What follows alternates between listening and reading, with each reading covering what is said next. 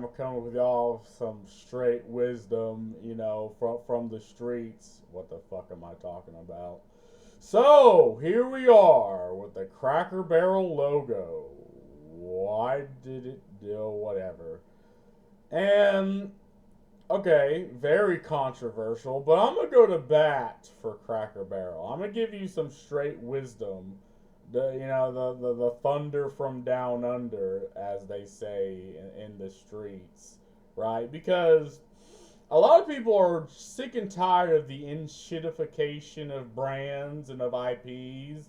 Like they're tired of something like this, which has character, has identity, has sort of that feeling being changed to this, soulless, corporate, doesn't really evoke any emotions, just sort of there. But see, I'm going to tell you why this is happening, right? You want the wisdom, right? You look at this on the left, and what do you think when you see that? You think, okay, on a billboard outside of Cracker Barrel, right, driving home from from church on a Sunday, and a lot of people, you look at it and it's packed because a lot of restaurants are packed on a Sunday, and there's a specific reason why. I mean, you go to church, you wake up fucking early, you go to church. It's the one day you can actually try to carve out some enjoyment other than Saturday, which I wish I had weekends off, but see, owning a business, you really don't. And that's kind of the emotion the one on the left sort of gives you, that homey aesthetic and vibe on a Sunday. What does the one on the left or the right, what emotion does it give? Well, what it gives me is a phone app, right? You know, because a lot of people don't really go out to eat anymore. Like, what do you do when you see the like, this logo is perfect for, like, on a phone, to fit a phone app, because in visual clutter is something that sales representatives, people who get paid six digits, they analyze and they're like, okay, this cluttering the app, it doesn't really, this on a billboard looks fine, but in a phone app, just a lot of clutter and kind of gives off lack of, I suppose, because you have to move your finger to look at all this, and it gives the idea that the whole app just isn't really made for the phone. But this fits perfectly. They can resize this however way they want on the phone app, and because people do a lot of their ordering online and on the phones, right, it just seems like a better, I mean, I don't want to call it an investment, but it really kind of is. But what I don't understand is why they reveal this boring shit to their press conference as if it's the next best thing. Cracker Barrel really did just have an entire, like, stadium where they revealed this as if it's like the second coming of Jesus Christ, in a mega church. And it's just this goofy shit. And it's like, okay, maybe for the people that are in the audience that are told to clap, like, yup, yup, yup, but to me, it's like, oh, okay, so I guess they're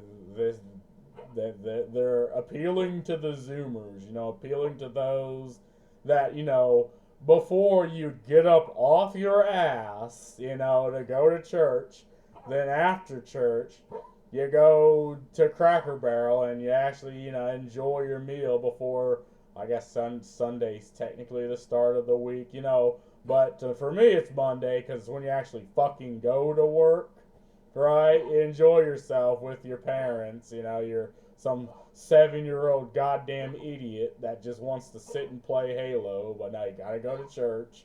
But this is just zoomy.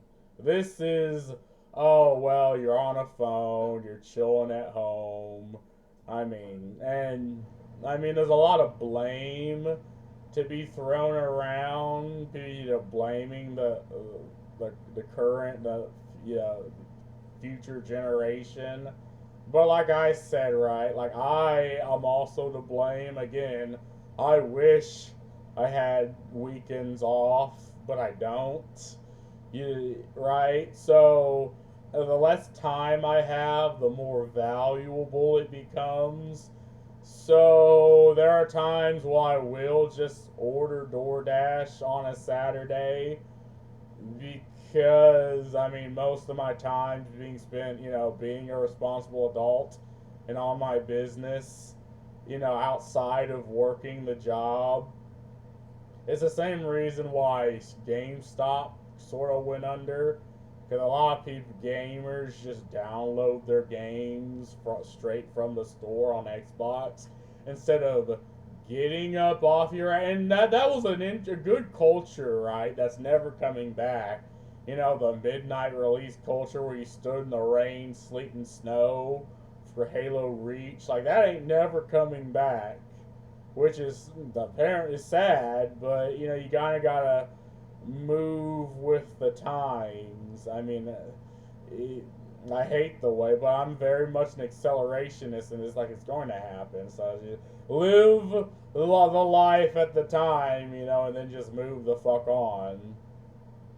But it's the same reason why a lot of these apps, like you'll see more like this happening, right? Where a lot of restaurants are just moving to a logo that's more fit for a phone app than it is for a billboard like this, with all the detail and all the trademark symbol, the slogan.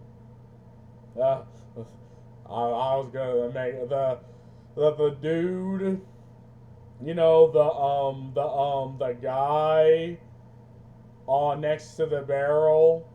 Like, and now it's just this. And again, there's also arguments that the enshittification of brands, I guess the woman they hired to do the whole press conference, she could have just hate the guy on the logo and just change it. All of these reasons can be they're not mutually exclusive. They could all be the reason. What I'm giving you is, the marketing reason, which won't really translate to normal people.